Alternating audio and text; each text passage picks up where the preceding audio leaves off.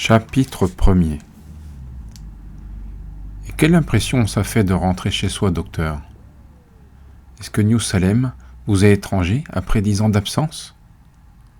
Ou bien éprouvez-vous toutes les émotions de l'enfant du pays qui retrouve sa terre natale? Posez-moi la question demain, répondit Mike Constant. Je pourrais sans doute mieux y répondre. Aaron Ziegler se carra dans son fauteuil directorial.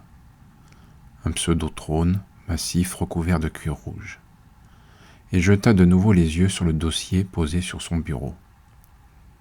Exprès, il laissa son regard errer dans la vaste pièce avant de le reporter sur l'homme assis dans le fauteuil des visiteurs.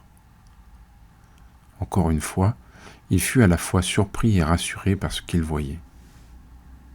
Il s'était attendu à ce que le nouveau chirurgien-chef du service de New Salem Memorial Hospital soit un diamant brut, trop conscient de ses origines, prêt à défendre son diplôme médical avec un excès d'orgueil.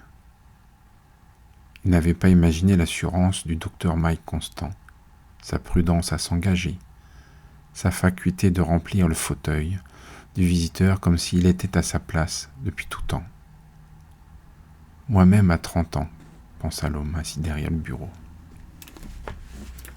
Le même don d'ironie, derrière un masque, presque solennel. Le même besoin volontaire de vaincre l'ennemi à ma façon. Quand je suis arrivé pour la première fois à Dutchman Hill, reprit Ziegler, j'avais encore à prendre contact avec la ville New Salem. Était pour moi un nom, rien de plus. J'étais bien trop occupé à mettre une nouvelle usine sur pied pour me demander si je serais accepté. Il y a combien de temps de cela, monsieur? Exactement 3 ans.